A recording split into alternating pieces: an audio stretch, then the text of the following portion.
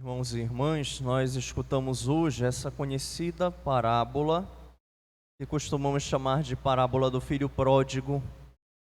Se fala do pai, fala também dos dois filhos, o filho mais novo e o filho mais velho. Vamos percorrer um pouco essa história e nos aprofundarmos um pouco qual é a mensagem que essa liturgia de hoje, de um modo especial essa parábola, tem a passar para cada um de nós. Então, esse filho mais novo, todos eles viviam ali do trabalho do campo,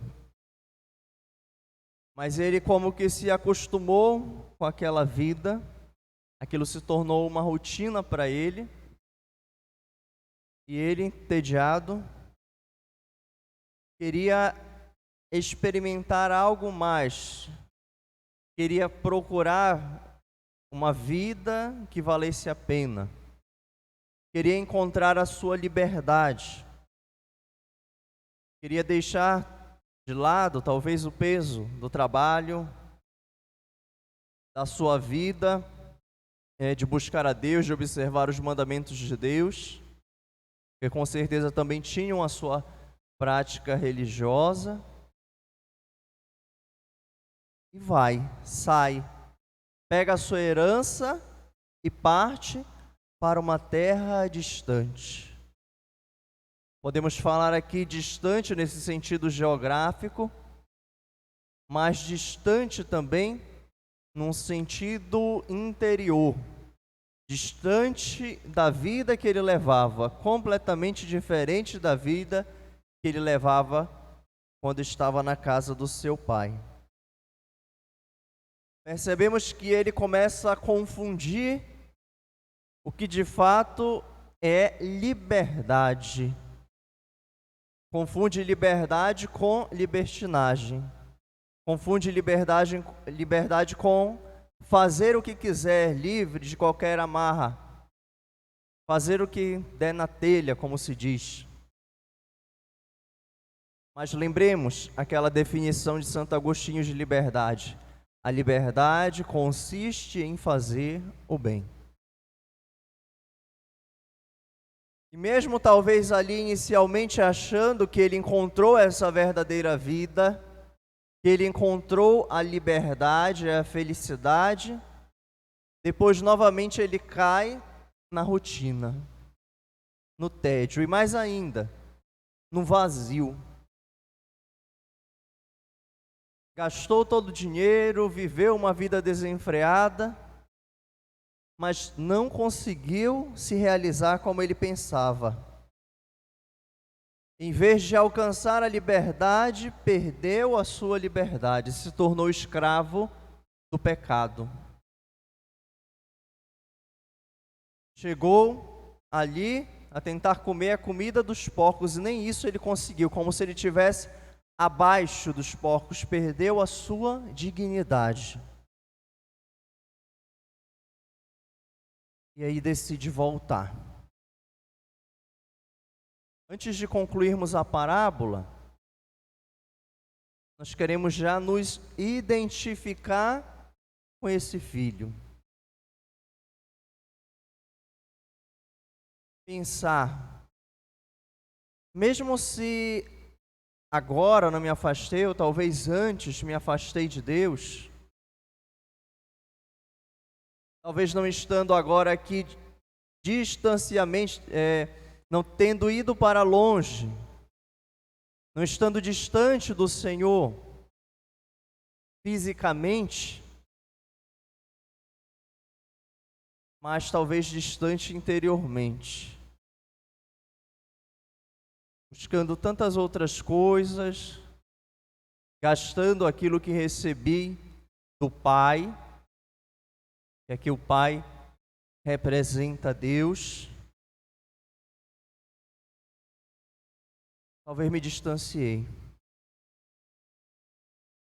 E nesse tempo agora da Quaresma, eu sou convidado a essa revisão de vida. A ver onde foi, em que foi que eu me distanciei de Deus. Como eu estou de fato fazendo uso da minha liberdade? Como está a minha vida? Será que eu gastei tudo? Será que eu estou junto dos porcos também? Perdi a minha dignidade? Estou mergulhado no pecado? Será que sou eu esse filho pródigo? Não sabemos o nome dele. Será que ele tem o meu nome? Mas o filho resolve voltar. Quando ele quebra a cara, quando ele perde tudo, ele resolve voltar. Ele queria ser tratado pelo menos como um empregado. E volta para a casa do pai. Talvez, diante de tudo que ele fez, ele se surpreendeu pela atitude do pai, que não o quis acolher como empregado, mas o acolher de fato como filho amado. Pensemos na atitude do pai. Pensemos na alegria com a qual o pai acolhe o filho. Expressa bem o sentido desse domingo, o domingo da alegria. O pai fica alegre em acolher o filho de volta em casa. Talvez, quanto tempo aquele pai ficou ali, parado, sentado à frente de casa, esperando aquele filho voltar, desejando que aquele filho voltasse logo, desejando que não tivesse acontecido o pior, e faz uma festa, abraça o filho, acolhe o filho, enche o filho de beijos, esse beijo que é o símbolo da vida nova. Ele diz: esse meu filho estava morto e voltou a viver. Estava morto e foi ressuscitado. Nosso desejo nessa quaresma: morrer para os nossos pecados, morrer para a vida velha, a fim de ressuscitarmos para uma vida nova, a fim de nos deixarmos renovar por Deus, receber este abraço, receber este beijo da vida nova, receber essa nova veste. Ele separou a melhor túnica para o seu filho. Deus quer nos revestir desta nova veste, nos revestir dele mesmo. Como diz São Paulo, precisamos nos revestir de Cristo. Precisamos nos revestir de Deus. Talvez voltarão, provavelmente voltarão as dificuldades, as provações, as tentações na vida daquele que voltou para a casa do Pai. Mas agora ele está muito mais consciente de que a vida sem Deus não funciona. A vida sem Deus não tem sentido, não adianta. Não é a mesma coisa. Ele consegue agora comparar quando eu estou na casa do Pai, quando eu estou longe da casa do Pai. O que me aconteceu? Como eu vivi? Será que até poderia chamar de vida? Como o pai disse, ele estava morto. E agora ele tem a certeza de que é muito melhor estar na casa do Pai. Essa tem que ser também a nossa certeza. É muito melhor estar na igreja. É muito melhor seguir a Deus. Eu preciso crescer nessa certeza. Felizmente a gente não pode explicar exatamente, colocar na cabeça, de cada um.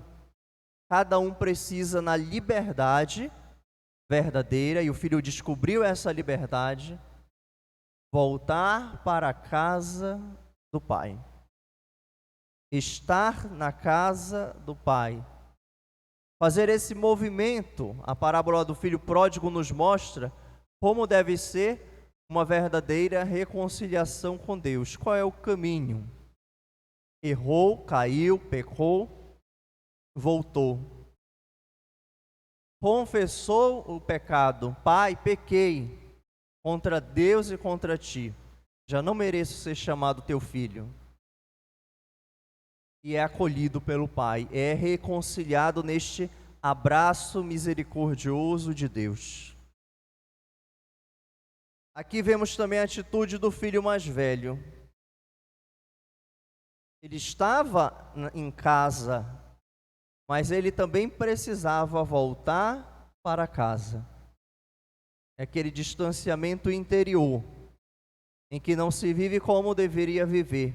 Mesmo não tendo saído, mas não tem aquele mesmo amor, ele deveria também se preocupar junto com o pai, se preocupar ter a preocupação com o seu irmão que partiu, que se afastou, que se desviou. Mas ele fica incomodado, ele fica com ciúme porque se fez uma festa para acolher o filho que saiu e viveu uma vida desenfreada. Então talvez podemos ser esse filho mais velho também. Estamos procurando um caminho em Deus, estamos procurando ser justos, mas eu condeno aquele que se afasta e que volta. Mas a minha atitude deve ser acolher, deve ser de misericórdia, porque quantas vezes Deus já me acolheu também na sua misericórdia. Por isso essa parábola revela quem é Deus para nós. Deus é misericórdia. Deus nos ama, nos acolhe, mesmo em nossas infidelidades permanece fiel. Ele permanece fiel. Ele nos espera como aquele pai. Ele nos acolhe quando nos arrependemos. Ele nos dá essa nova vida, essa nova veste, retoma a nossa dignidade. E aqui podemos pensar também no sacramento da reconciliação. São Paulo fala hoje na segunda leitura que somos chamados a ser ministros da reconciliação. Há tanta dúvida, às vezes tanta questão, dizer, eu me confesso direto com Deus. Mas não foi assim que o Senhor quis. Lembremos, Jesus ressuscitado aparece aos apóstolos, sopra sobre eles o Espírito Santo e diz: a quem absolverdes, a quem perdoardes os pecados, eles lhes serão perdoados. A quem não os perdoardes, eles lhes serão retidos. Portanto, os bispos, que são sucessores dos apóstolos, e nós, sacerdotes, como colaboradores dos bispos, recebemos essa autoridade de Deus para absolver os pecados. Mas claro, somos instrumentos de Deus. Quem perdoa é Deus. Quem absolve é Deus. Somos esses instrumentos para que a ação de Deus chegue até as pessoas.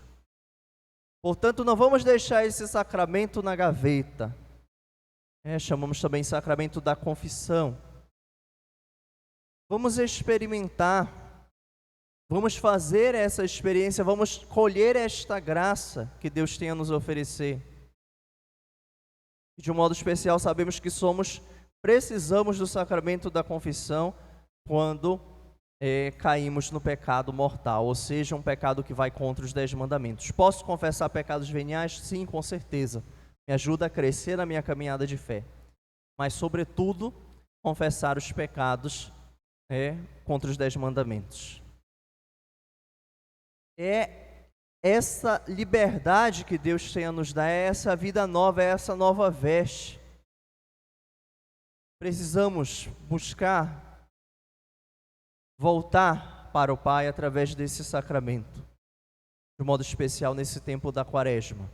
Ele nos chama a essa verdadeira reconciliação com Ele. A parábola também nos revela quem é o homem. O homem não pode simplesmente sair e querer viver isolado. Ninguém consegue viver isolado. Nós somos seres de comunhão. Precisamos estabelecer esta relação uns com os outros.